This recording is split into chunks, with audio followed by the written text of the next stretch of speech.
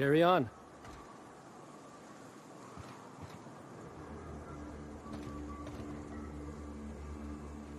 Well, if it isn't my friendly wilderness savior. Care to purchase a thing or two?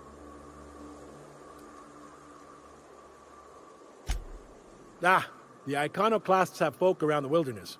Occasionally, some of them come to me for aid, providing they can't make it back to Amber Heights.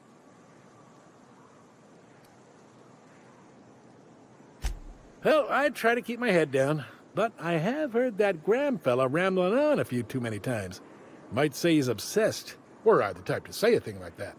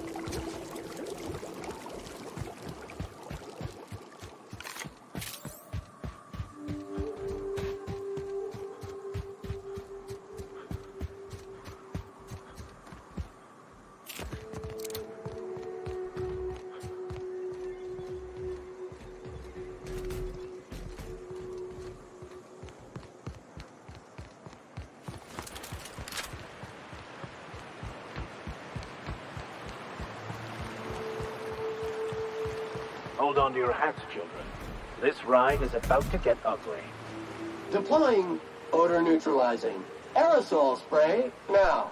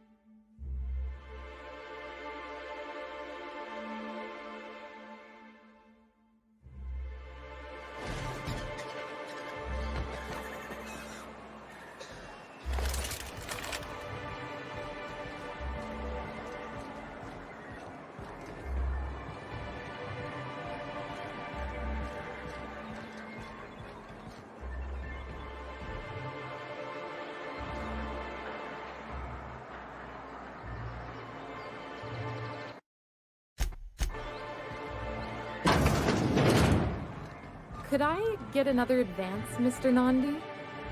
Just make sure it's properly logged. I'll note it next to the others, sir.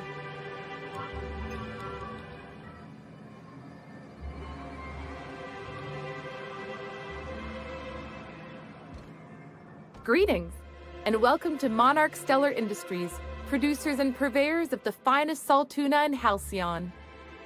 What can I do for you today?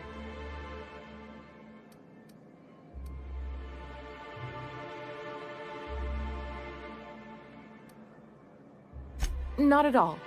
Mr. Nandi treats us all right and pays us well. I just spent most of my paycheck on raptidon acid.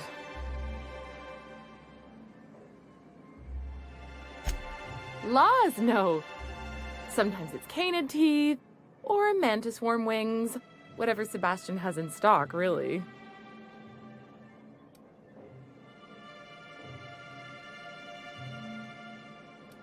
So I can talk to him, of course.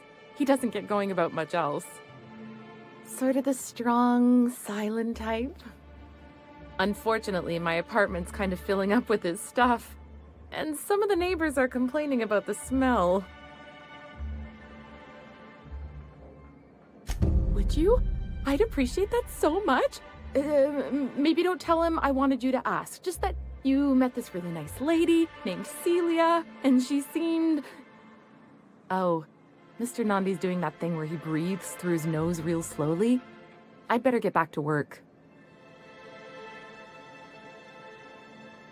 He doesn't talk much, but he's got this quiet intensity, you know? Like there's stuff going on inside his head that you have no idea about.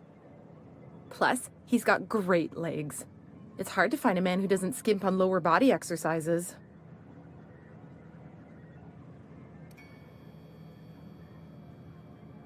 Not in Stellar Bay. Everyone else who isn't taken either smells like salt tuna or they're my boss.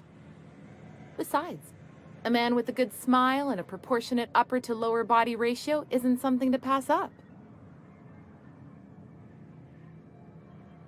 You think that's what I'm looking for? You're funny. Sorry, sometimes I get carried away. Have you talked to... You know, sending you is the first bright idea I've seen from that man, because I told him to stop bothering me about it a week ago. I still don't know anything about it, but if you want to help him, Velma's the one to ask. She's in the warehouse. But I'll warn you, Grim wore her patience thin a long time ago. Oh, have you talked to him?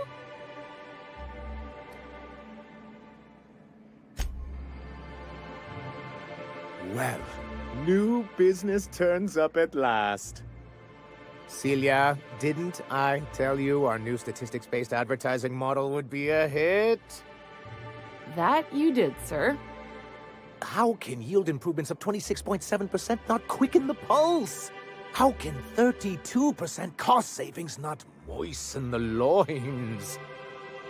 You've often posed these very questions. Clear my schedule. This newcomer has a meeting with me.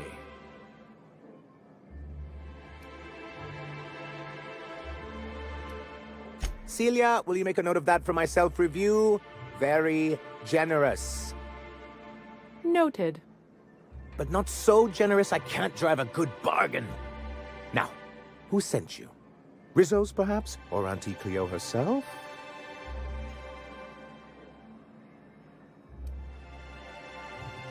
What a charming notion. One doesn't meet many free spirits in Halcyon. Not outside Tartarus prison, anyway. Forgive me, I'd be positively enraptured. Only, I take it this means you aren't here for salt tuna.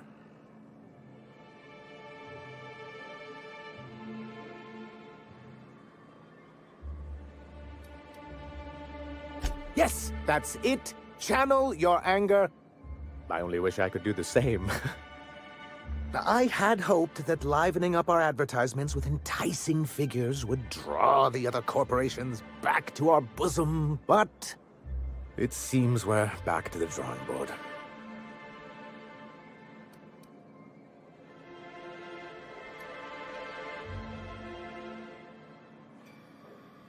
Surviving alone isn't as easy as it looks. Thanks to the so-called hazard clause, Monarch has been cut off from the board's resources and protection for 10 years now. Now, we've kept ourselves in business by trading with individual corporations, but given the off-the-books nature of those transactions, such arrangements are precarious.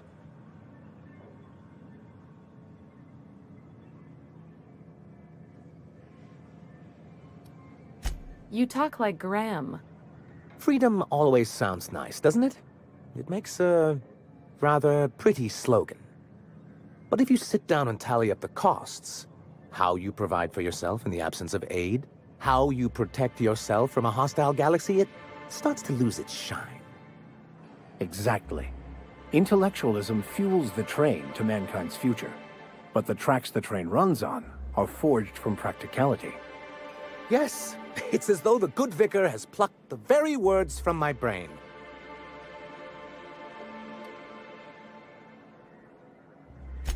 Well, Mr. Nandi here has a rather ingenious plan to get MSI restored to the board. On our terms, mind you. Returning to the board is your only chance if you hope to survive here on Monarch. That doesn't mean it'll be easily achievable. Indeed not. No worthwhile plan was ever simple. That's what I always say. And if our advertising scheme hasn't borne fruit, then perhaps it's time we took matters into our own hands.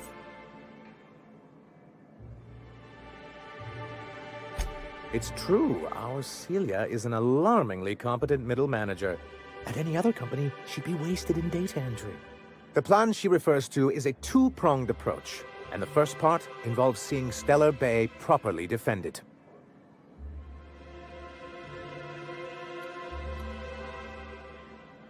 Not long, but the devil is always in the details. And the salient detail here is a Bolt 52 cartridge. If you can get us what we need to rejoin the board, starting the Bolt 52, we'll be able to become one of the most productive and secure cities in Halcyon. And you'll have a powerful ally on the board. Why, one of the strongest defenses in Halcyon. An extremely powerful ordnance. I'll need to gather some supplemental materials, but I mustn't get ahead of myself. You do tend to do that. The Bolt 52 will be in the old arms building southwest of town, which used to be part of Stellar Bay before we had to move our walls in. And these days, it's overrun with marauders and raptidons.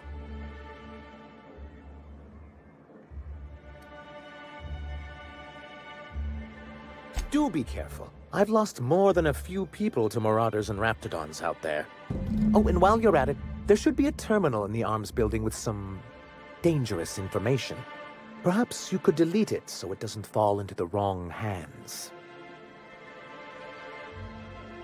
What can I do for you?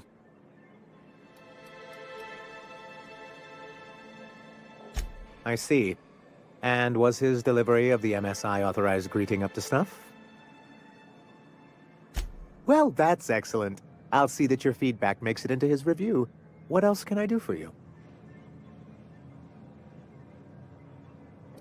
Then it's good that I keep such meticulous notes.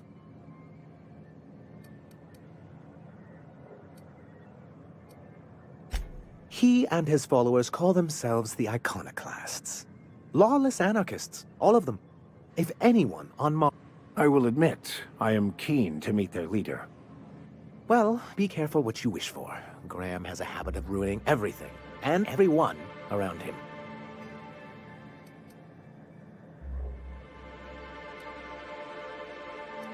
A chance!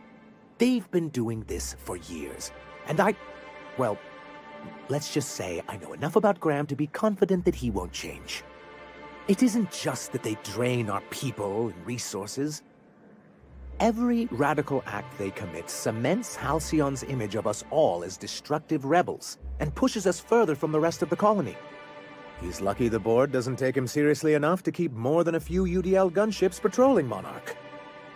An Earth Directorate assault cruiser would change his tune. It's almost a shame we haven't seen one around Monarch in a long while.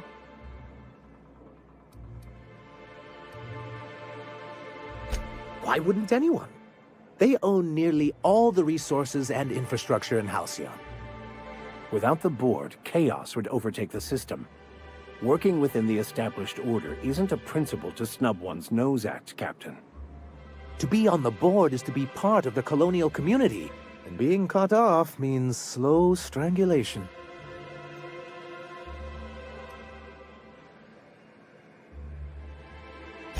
I fear the MSI citizens who've been dissolved into Raptidon Cud would disagree with you. If membership on the board can ease our hardships and provide us with opportunities, then that's the path I mean to pursue. Besides, I'm hopeful that additional leverage on our part will allow us a more equitable relationship.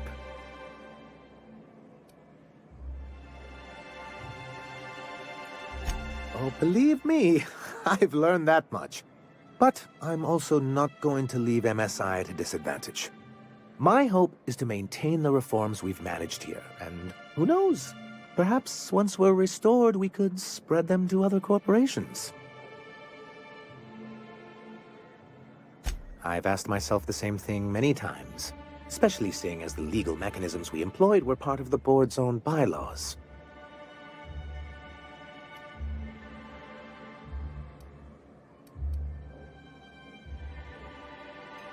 Not intentionally, though that's technically true. For many years, this planet was home to as many corporations as Terra 2, but back then it was known as Terra 1. Really? I always thought they were refreshingly straightforward names. After all, the whole point of terraforming was to make them Earth-like. Here, though, the results were mixed. And as the other corporations began to tally their losses, they decided to pull out.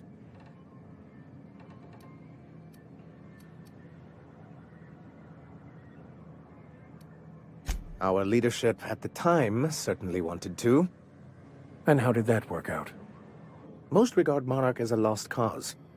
But there were others of us who saw an opportunity. The chance to improve working hours and conditions, to reform MSI from the ground up.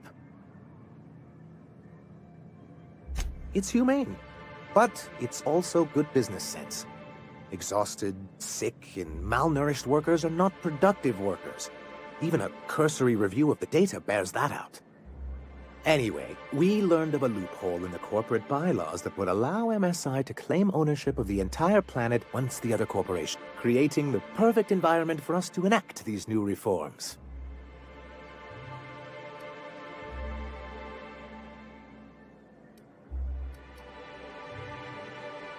No, they laughed in our faces and insisted we'd be relocating to Terra 2 along with everyone else. In a manner of speaking, many of us stayed behind in an act of quiet but firm defiance. As the most senior executive remaining, I ended up in charge of what was left of MSI. I moved forward with our planned reforms as well as our strategy to assume ownership of the planet. Yet not long after I renamed it Monarch, the other corporations dislodged us from the board and began an official campaign to paint us as lawless savages. I don't know. Everything we did was legal and above board. We followed their rules, and yet they still found reasons to declare us outlaws. I do think there's something useful in a governing body like the board. Something that keeps us from anarchy. What can I do for you?